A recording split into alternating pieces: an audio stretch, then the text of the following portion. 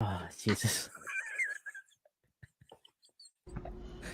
Hey everybody, just a quick message from Bald and Bonkers Network. We would like to remind everybody that certain topics of discussion may not be comfortable for all listeners. Certain viewpoints may not reflect those of our partners, sponsors, affiliates, our hosts, or that of our guests. We would like to encourage everybody to keep a respectful and open climate of discussion for all topics, no matter how disturbing they may be. So viewer discretion is advised.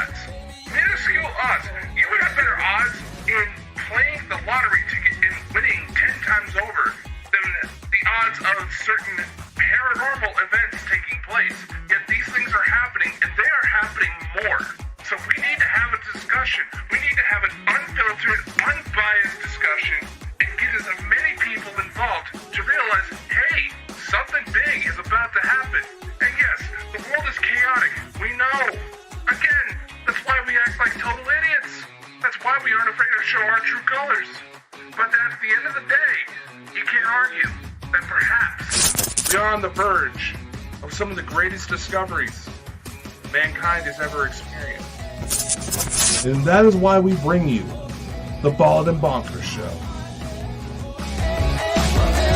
Maybe you can get on my boat and make it rock, yeah. Wait, wrong channel. That was weird. That was weird. Did that break up for you guys?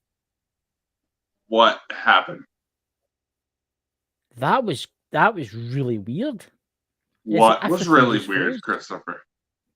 Not the fact that you had a mad crazy face, but it was the fact that the video just like slurred right down. It was like, that's I saw that too. That's the spookiness is happening tonight. That always happens when specials and the Naked Bigfoot get together. My you're God. Back, Dakota. Would you like to introduce it tonight, saying you're back, Dakota? Come on. You've not been about. Well, sorry that I've been busy with the move, Christopher. I would like to thank you for not completely tearing apart my company. I know. But we are here on a very awkward and weirdly timed episode of Bald and Bonkers, talking about the origin of the zombie and who else to bring about to discuss this topic than Mike, the Naked Bigfoot, who finally has a decent enough signal to where we can actually communicate. Yes, I am your humble guest, Mike, the Naked Bigfoot, and yeah, signal's been sucking ass for some time now, but today seemed to be okay.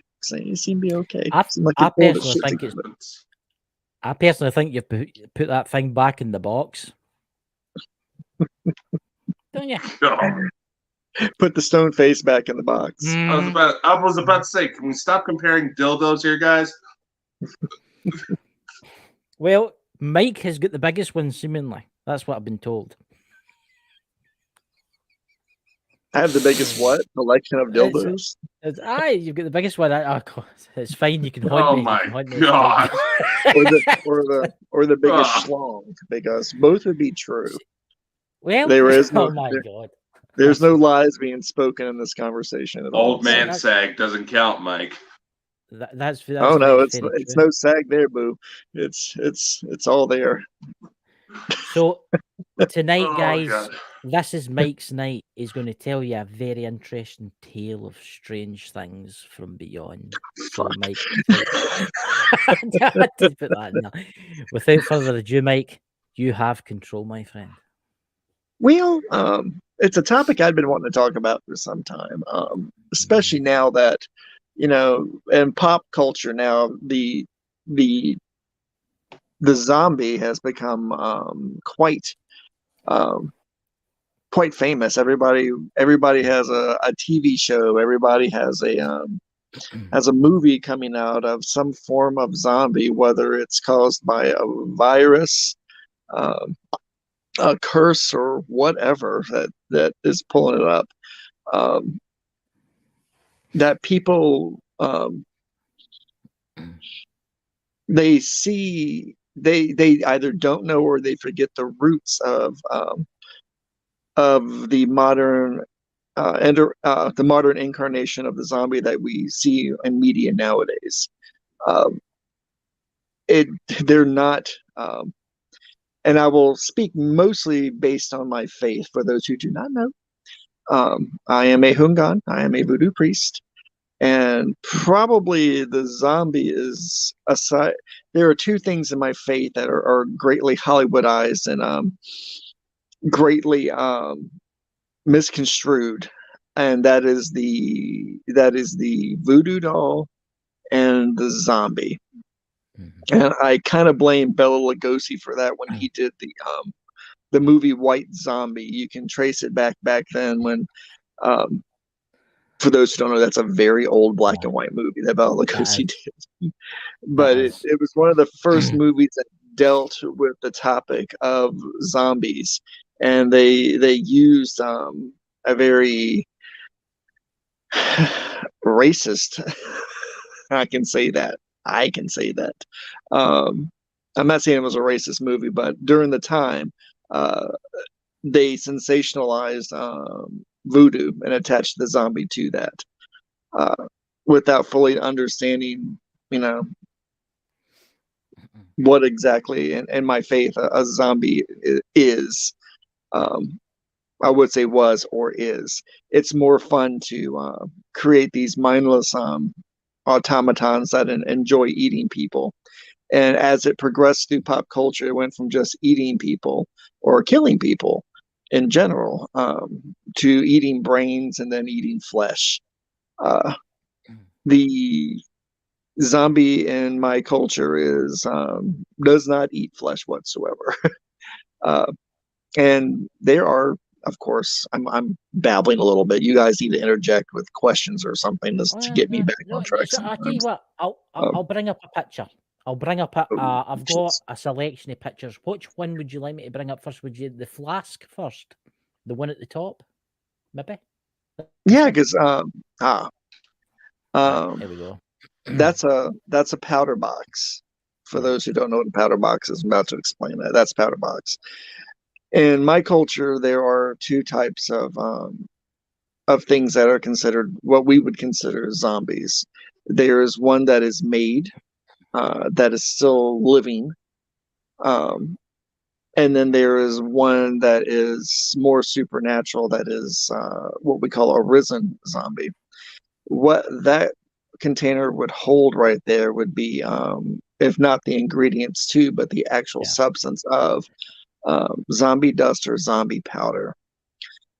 There was, and just as a side note, there was, when you talk about zombies, there's actually a movie that's probably, it's still Hollywoodizes, it still sensationalizes my faith and the zombie, but it comes very close to what we actually believe in. It was a movie called that Wes Craven did in the 80s called The Serpent and the Rainbow.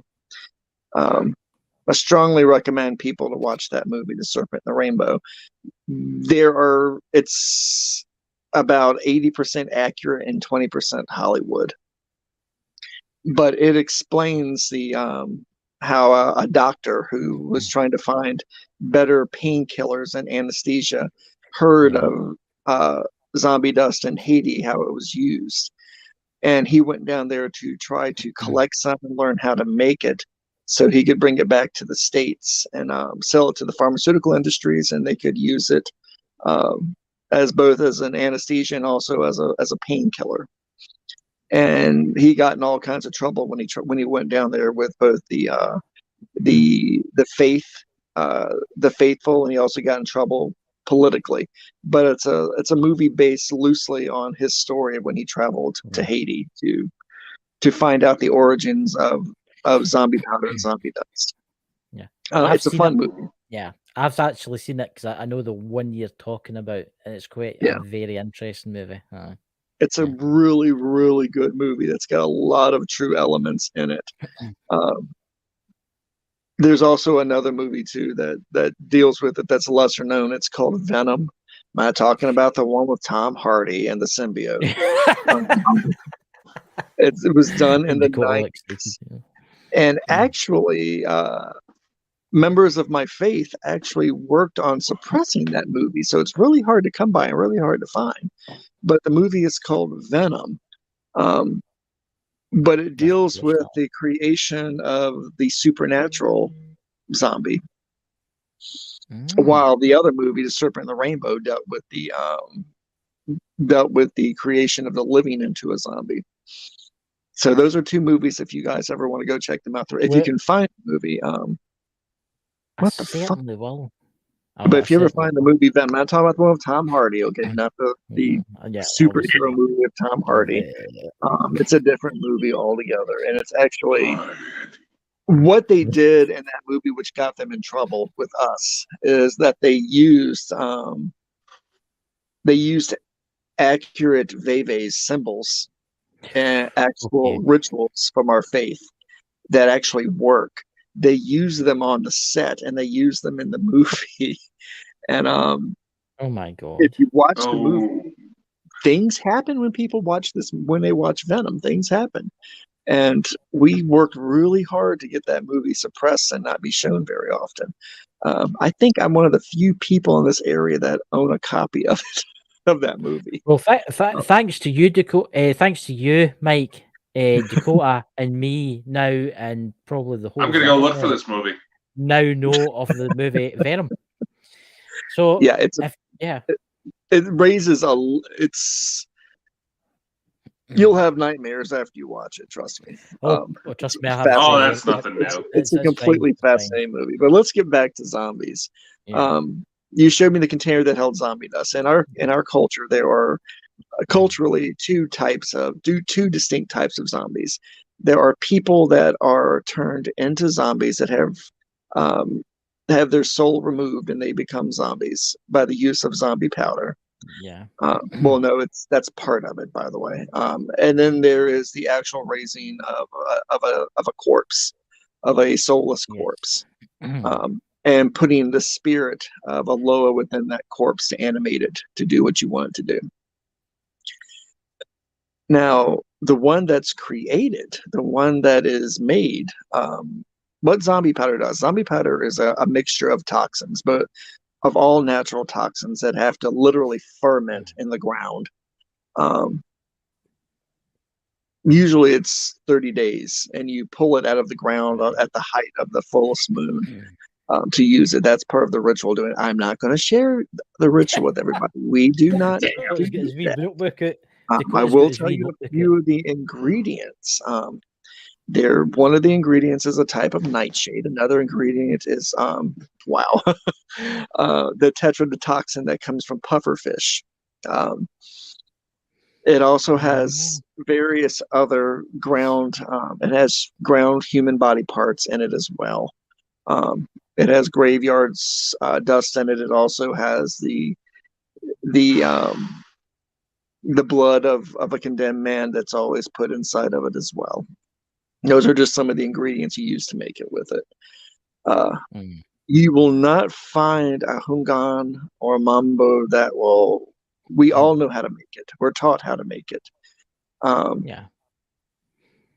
But it's something so dark and something also so dangerous to create that we very seldom do it in modern times. Now, the bakor, they make it all the time because it's also, it was sold at one point as a street drug. It was cut with other products to make it a little less lethal, a little less effective, but would give everybody they would go into a coma, which, by the way, when people, you don't have to ingest zombie dust. What they would do was the person that it was made for, that was the intended victim of the zombie dust. It would be blown in their face. It would be rubbed on their skin. It would be placed in something they would drink. You name it, because you can absorb that stuff through any mucous membrane, through your skin. You could, get it through your eyes by ingesting it. It worked most effectively with contact to the skin, because what it did was it shut down your body. It slowed down your metabolism to the point to where you appeared dead, but you weren't dead. You would be wide awake the entire time it was going on, but you'd be able to speak or move, and your heartbeat would slow so much that it would be, wouldn't be able to be detected. Now, with modern technology, what we have now, modern medicine, and the equipment that we use now, it could probably be detected now with modern equipment. But back in the day, and I'm just saying probably about 15, 20 years ago, back in the day, the person would be perceived as being dead and being buried. I watched a documentary about this, and I can't remember what it was called. And it was this man, he actually survived being a zombie. Do you know the one I'm talking about? And he was told he was lying there. He was in the hospital. The powder is only one part of it. The powder puts them out. The zombification comes when they're buried alive. But you have to remember, this was usually done as a punishment to somebody who did something egregious to the faithful, did something egregious. Now it became a political tool later on in Haiti, where people would use zombification to punish their political enemies with. But normally it would be used to. I'm sorry, what was that? I was just going to say, after you spoke, will I bring up one of the pictures, the zombie pictures, the black and white ones that I've got? No, there you go. Oh, go ahead, dude. What, you want me to bring it up now? Bring the picture.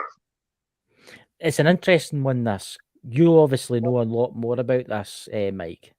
He looked like somebody had been drawn from the ground. Yeah. What they would do is when they used the dust on them, like that gentleman probably had it used on him, they would be buried alive. They'd be fully aware that they were in a coffin, and be fully aware of hearing the soil being thrown back over top of their coffin. Yeah. And after, they would leave them in the ground for a day or so before they drew them back up out of the ground. And they would not be themselves anymore. They could barely speak. They moved with a rigid motion. And there's a gentleman that's probably about to either bury someone or draw someone from the ground now. Yes. But when they drew them from the ground, what medically speaking, they suffered from brain damage from the lack of oxygen. But to the faithful, it would appear that they died and they were pulled out of the ground, resurrected from the ground, because there's actually a ceremony involved where you're doing a blessing from Samadhi. You're telling them, we're going to pull this sinner, this bad man from the ground, give him back to us, so everybody may see his shame and his punishment, and beseeching Baron Samadhi to give back his life, but you can keep his soul. So Baron Samadhi would give you back his life, but he would not have a soul. That's scary stuff. He would a person, and it was very rarely happened to women. It usually was done to men. And the people, when they died, everybody thought they died. There'd be an obituary in the local paper saying that this person died, and then few days later, they see them walking down the road or walking down the alley. And the only thing they could think of was they've come back from the dead. Yeah. But they did quite a scary thing, Well, the thing is, they still had a need to eat and feed themselves. They still had the basic mindset to try to survive. They would try to eat. They would go and walk into someone's house in the middle of dinner and shamble in, and start eating off their plates. If someone offered them food, they would try to eat the plate or eat the glass that held the water that was given to them. They didn't live long once they were pulled from the ground in that state. Yeah. Usually they met with an unfortunate fate. I mean, the brain damage was so extensive, eventually they were going to die from the brain damage. Oh, yeah. But usually the locals would put them down. They would shoot them, burn them, strangle them, behead them, you name it. They would break all the bones in their arms and legs once they were dead to make sure they didn't rise again. And then they would put them back in the ground permanently that time. So, but when they saw them walking around, they know that they had committed some great act, some great sin that they were being punished by the Loa, by being brought back up to show their sin. That's terrifying, Mike. That's absolutely fucked up. Terrifying.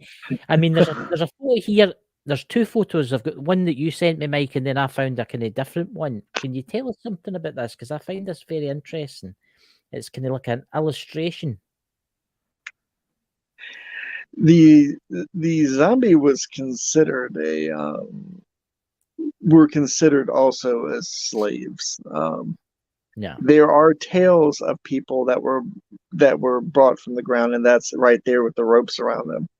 That they used them once they were pulled from the ground. That they were just now the man in that picture right there with the hat on. Yes. He represents one of the Loa that drew him from the ground. Wow. Very interesting. If you look over the grave, that mask that's over the grave, that represents the soul that was left in the ground. When the body was pulled out, the soul was left in the ground. I hadn't noticed that before. Near did I actually? I never noticed the mask either. I know what that symbology is right there. When I look at it, I know what that. Does the black symbology is not used very often? Does the blackness have like any symbology? I know if it's not, it's meant to be like dark because it's daytime, obviously. But you see how next to the two people in white, there's like you only draw somebody from the grave at night. You never draw them out during the day. Right. So this was all all done by candlelight. This was all done by lantern light and torchlight when it would be done, when they draw them up. But there are stories of people like that there, that when they were drawn from the ground, that they were used as temporary labor in the fields. See if you look to pull plows and to cut sugarcane, so on and so forth. But you can see that church in the background, that cross. That kind of symbology didn't come in until much later in the history of the zombie, because the Christian missionaries frowned on that practice. Obviously. Oh yeah.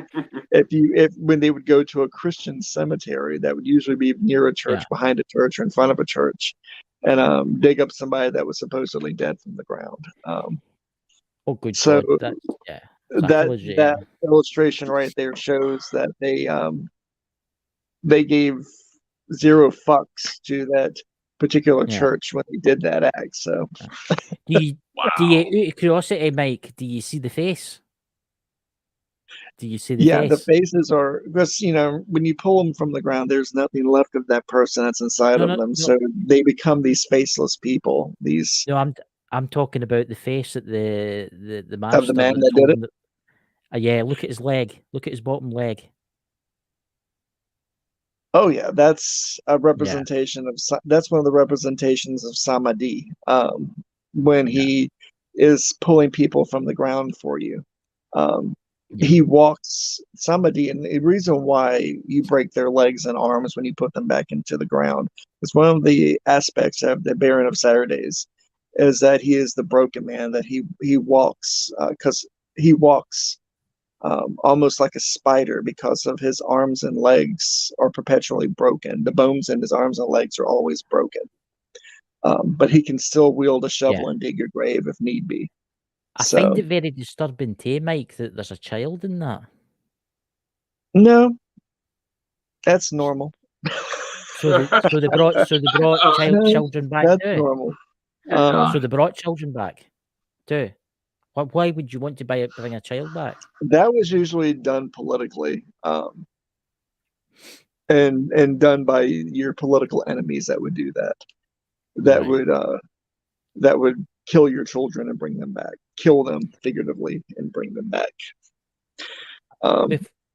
Before we Because go into the something the political figures did at the time, especially in Haiti, they wouldn't kill you; they would torture the hell out of you, but they would torture and murder your entire family. oh my god, So you would have to live with the memory of what they did to your family. They wouldn't let you die. And That- I've heard plenty of stories that involve that. that's So actually it's terrifying. It's terrifying. There's a photo here that you sent me, Mike, and I would like to know more about it. It's very interesting. Here we go. Yeah.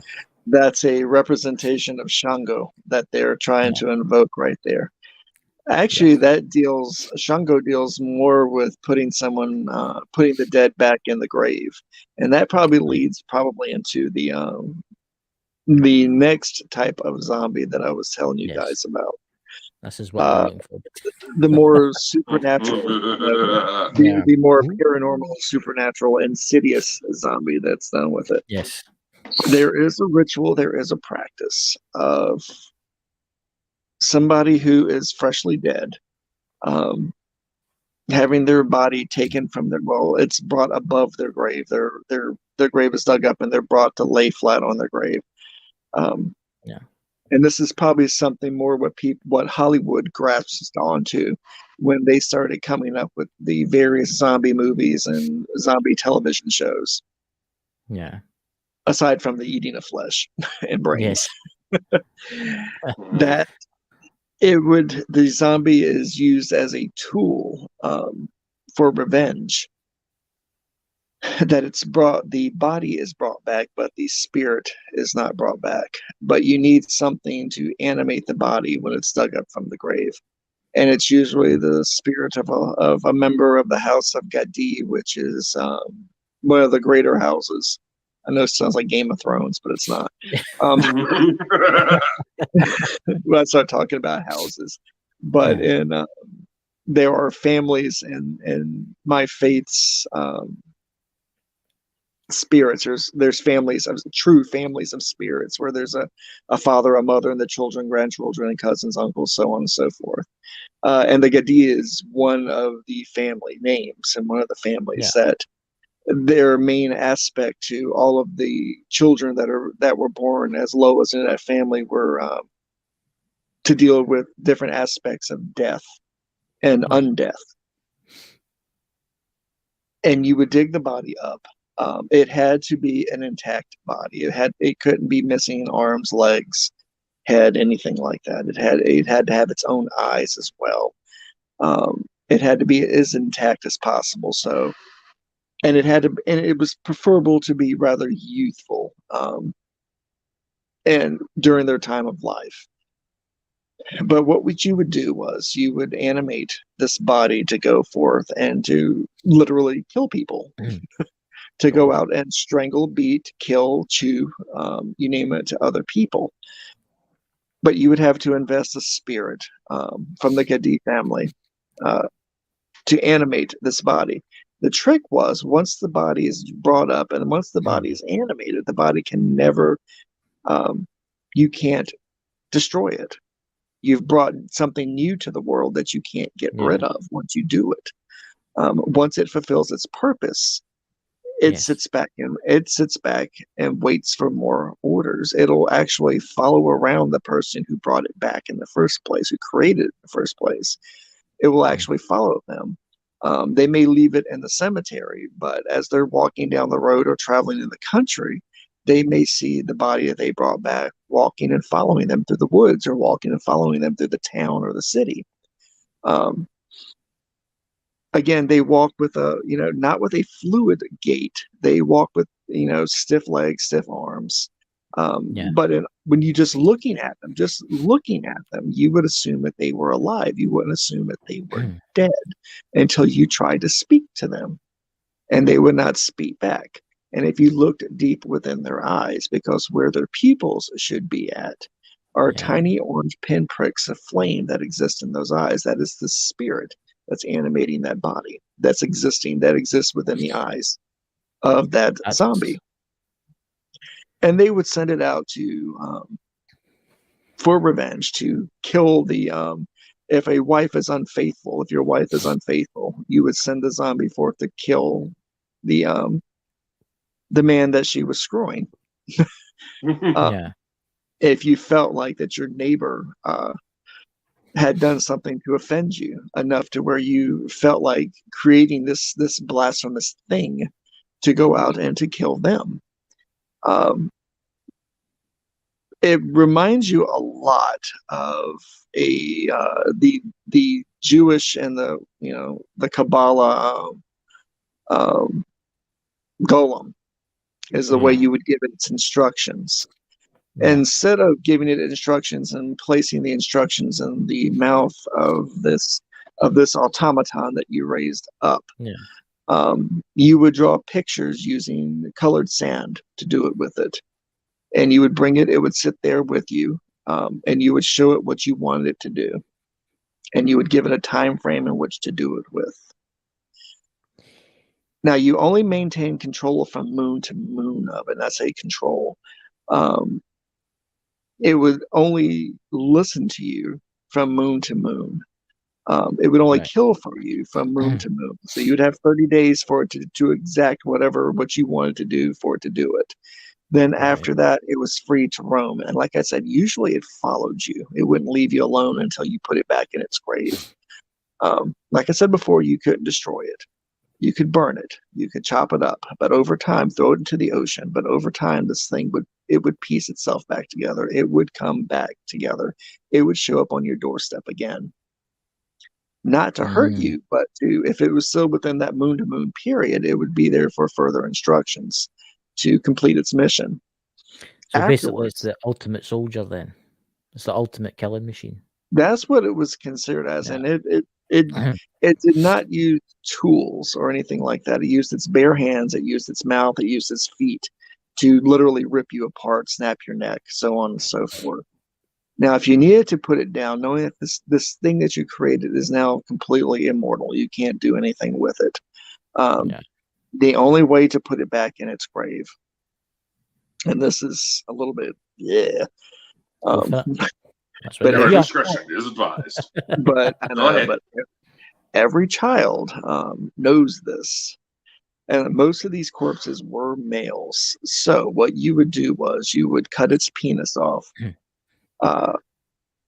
place it in its mouth, and when you placed it within its mouth, you also had to fill its mouth with salt. Completely with salt, and then sew its lips together over top of that. You would cut off its toes. The toes you would fling into the woods or burn in a fire. You would pour salt in the nose, and then you would sew up the nose holes of it. But you weren't finished yet. You had the eyes. You had to blind it. You had to literally take hot pokers and put the eyes out, and then take the eyelids and sew them shut. After you poured salt, of course, in the holes that went to the hell of its eyes. What that does is it grounds out. It grounds the spiritual energy that's animating this corpse to where it will no longer rise. Now, if you were to cut the mouth open, cut open all the holes and remove all the salt, it would rise again and start moving again and pull itself back together again. But usually once you did all that, you would put it back in its grave and cover it, and nobody would go near that grave or ever try to take that body up again, knowing what it was that was waiting in there, waiting to come back to life and come back out of there. God. One question, and I'm thinking for the chat here. What happens if the zombie was a woman? I had to ask the question. I don't know. It's just something. Oh my God! I've never heard of an instance where a zombie was a woman. Right. I've heard of women that were punished using the dust before. But I had never heard of this woman being one of these Haitian revenants brought back for Right. revenge before. Ever. Here's an interesting question, Mike. In all your days and all your stuff that you've done, have you ever encountered anything exactly the same as it? I think in my time that I've seen them, Right. but never interacted with them. I would see them on the street and I would get the impression there was something wrong there. But I never interacted with them, nor have I ever felt compelled to ever make one or summon one whatsoever.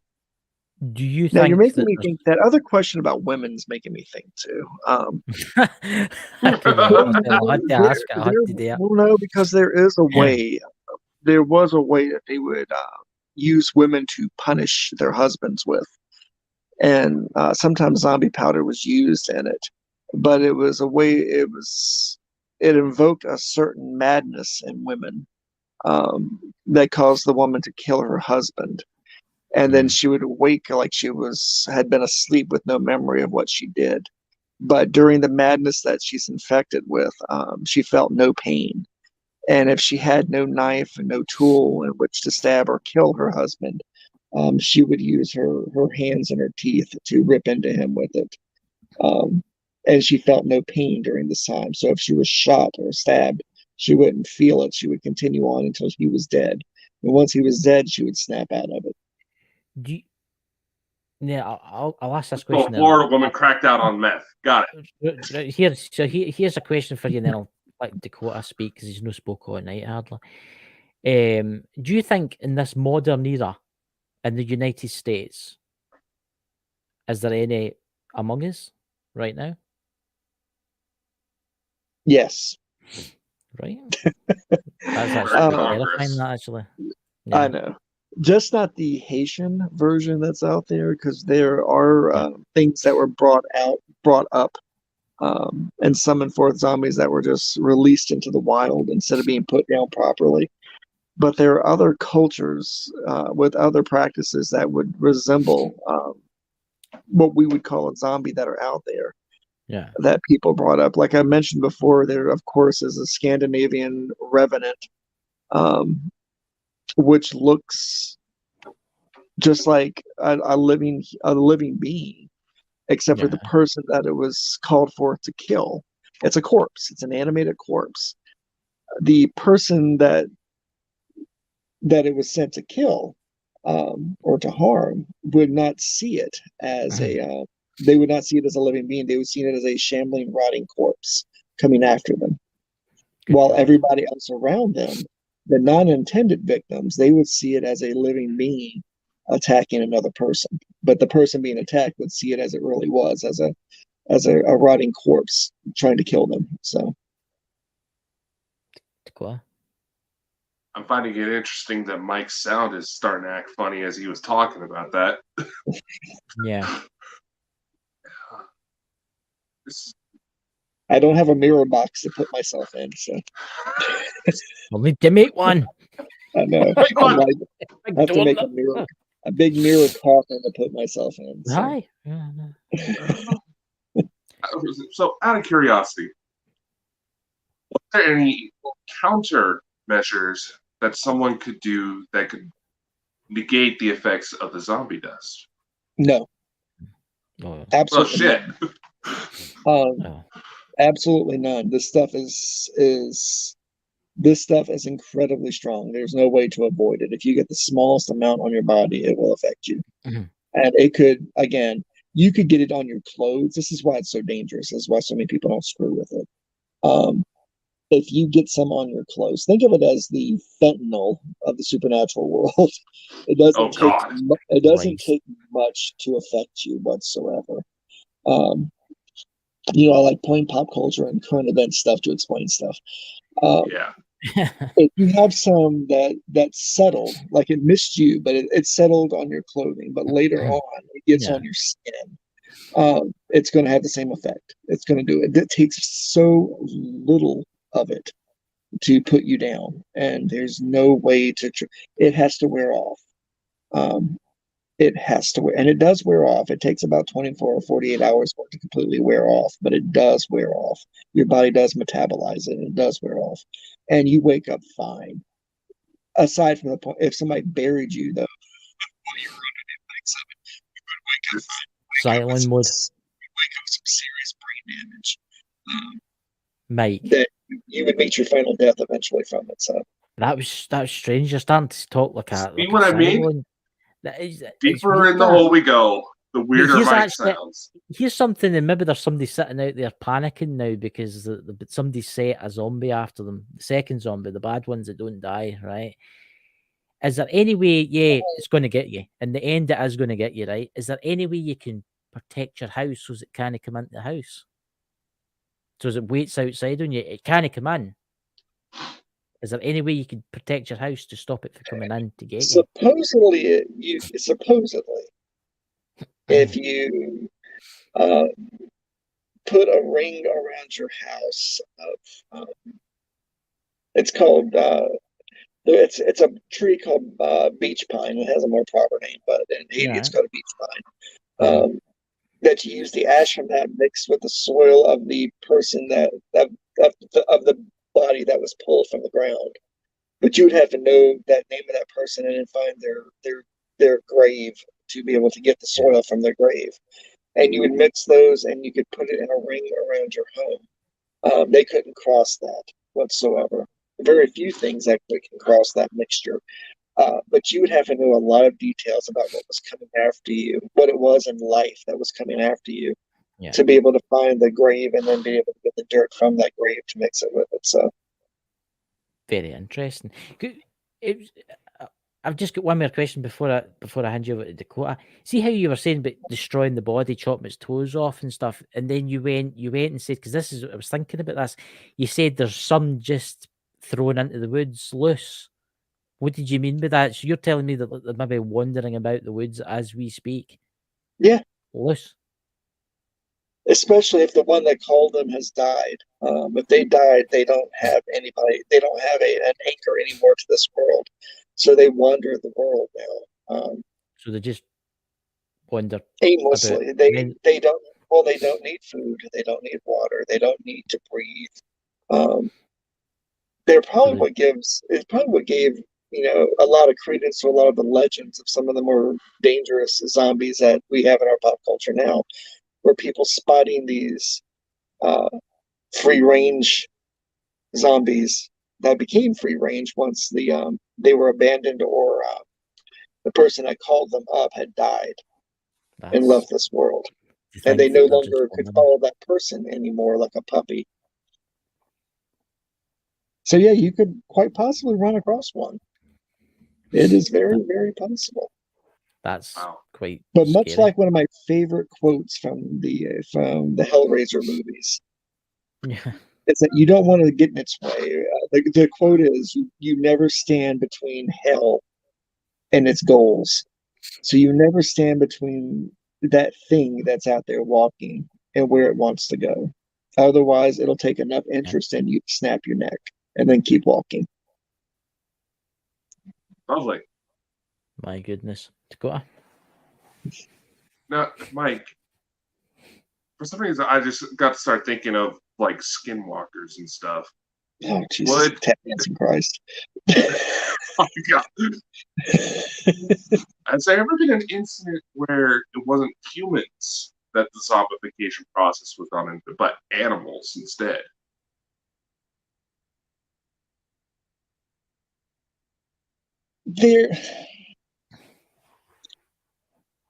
There are tales.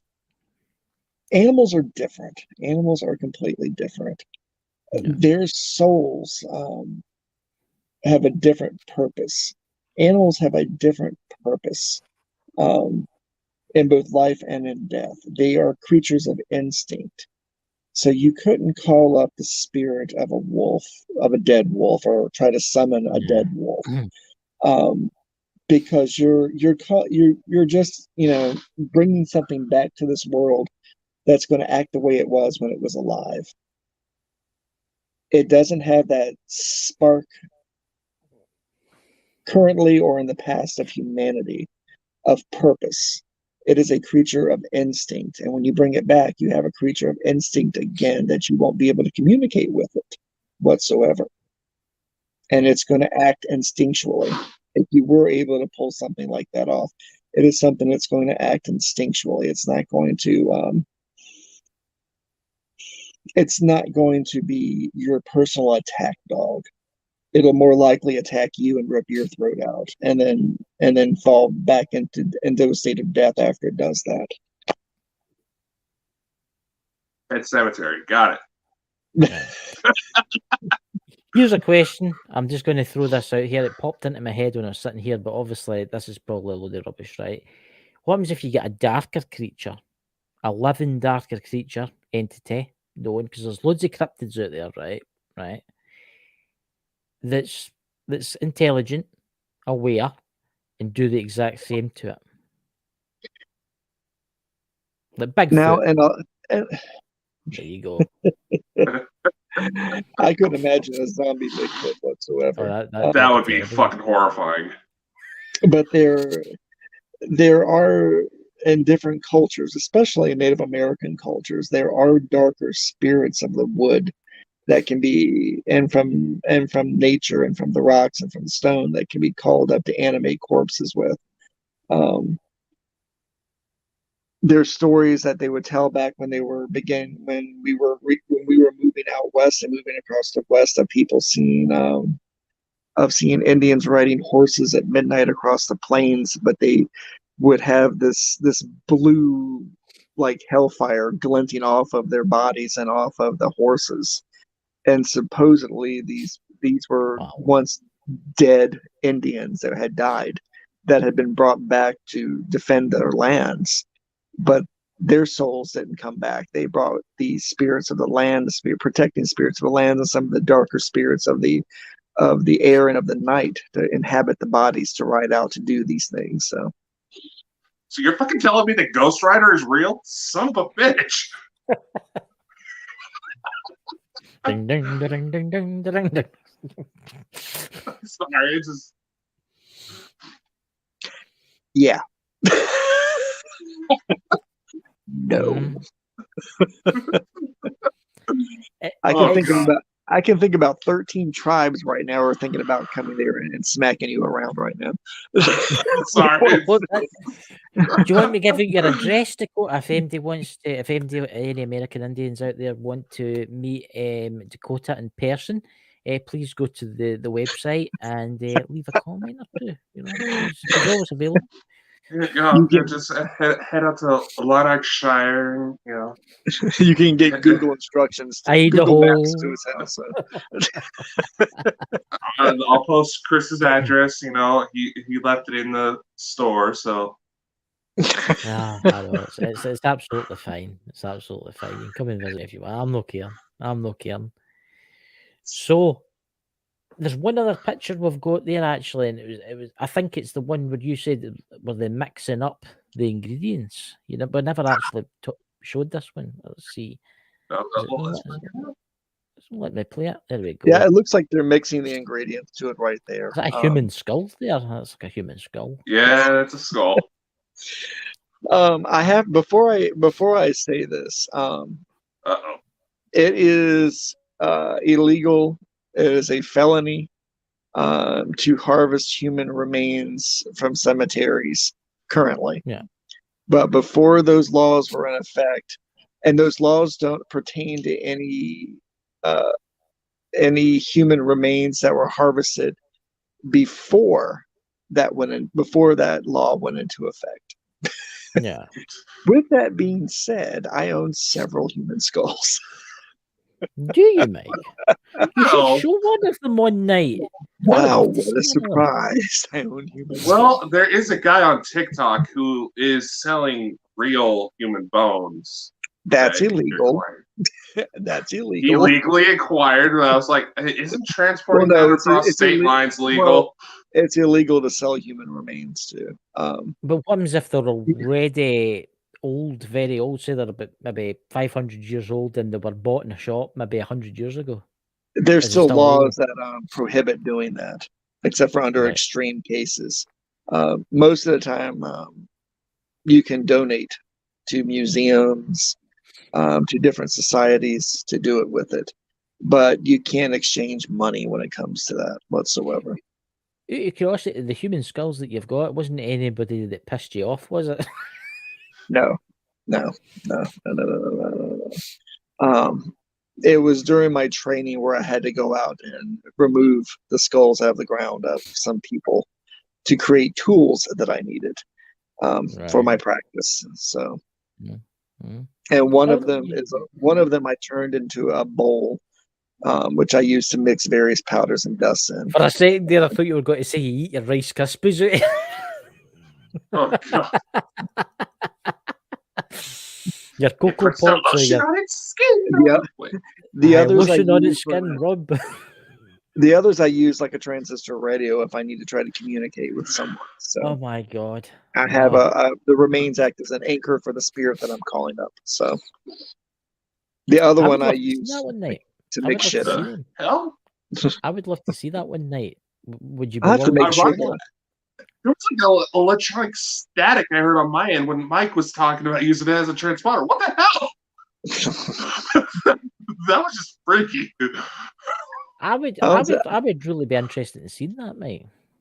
I will have to do a show on that and have those and bring some, because they currently reside in the cabinet of bad shit. So I lock them up so people don't mess with them too often. So why don't you do a video live one night, Mike, from the epicenter, from the cabinet of bad shit, from the location itself?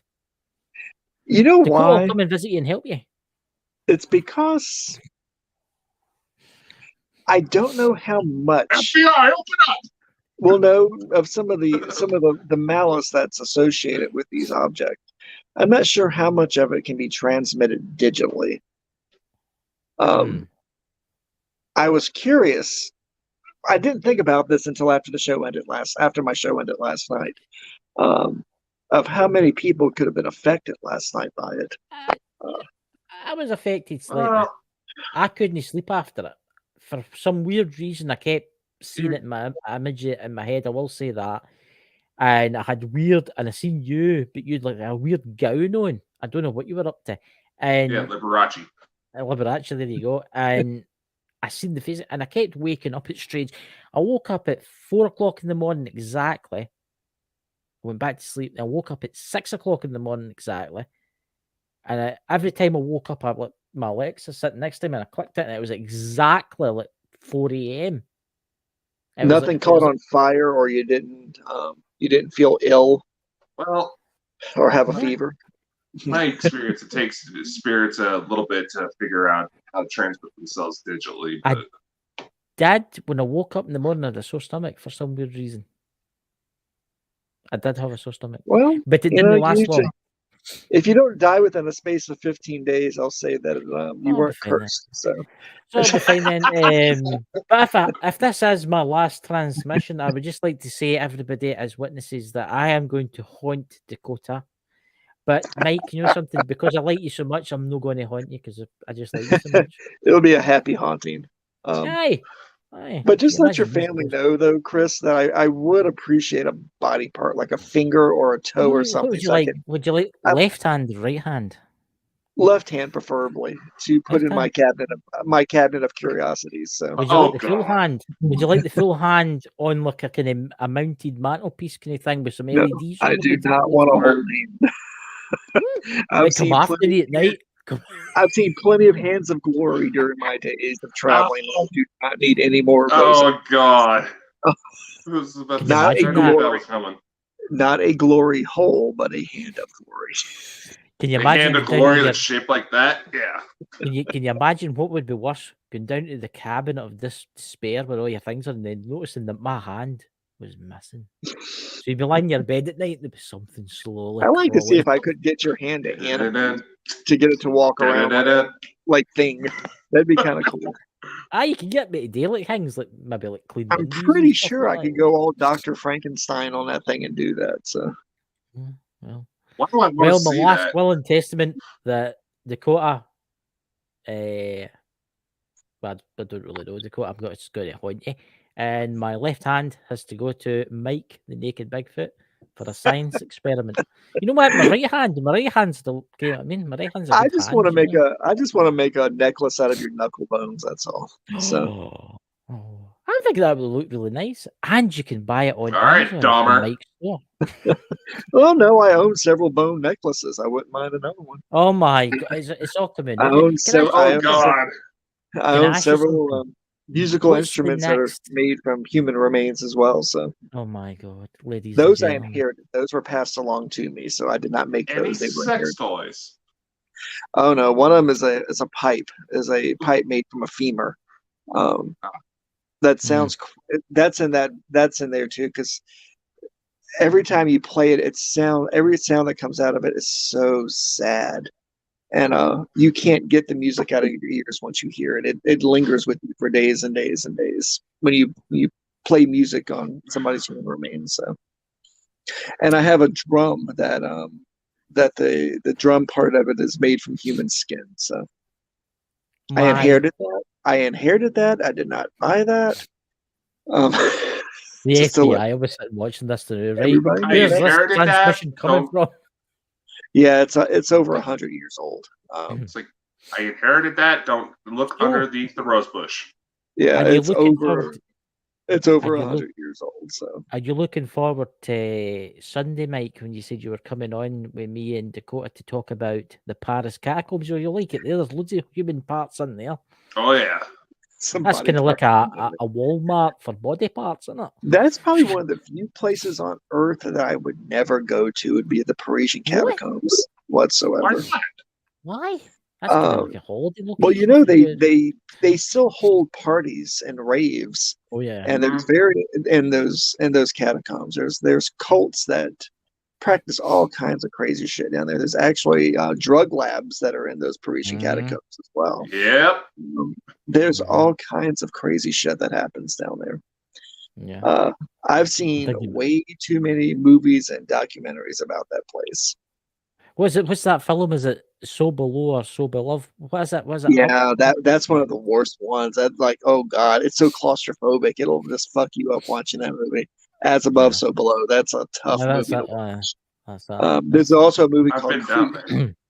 There's one called Creep that's like that too. That'll just make you claustrophobic watching it. I felt claustrophobic when I went down there myself. Oof. You've actually been down there. I've been to Parisian catacombs. How the hell did you get down there? I mean, you're what, 7 foot tall or something like that? Not quite, and trust me, there was a lot of fucking limbo in order to get through some of the doorways. But yeah, I was in one of those tour groups that I told you about, and they took us to the Paris catacombs. So I was like, oh, sweet. Yeah, those things were not made for modern men. Those things were made for people that were a lot shorter and smaller than we are. I find it fascinating, the Paris catacombs, because there's actually tunnel systems that haven't been even explored yet. Oh yeah, because there's hundreds of miles. Oh yeah. I mean, you think they haven't been explored. They haven't been explored as far as we know. That's very true. There could be whole groups of people living in those catacombs too.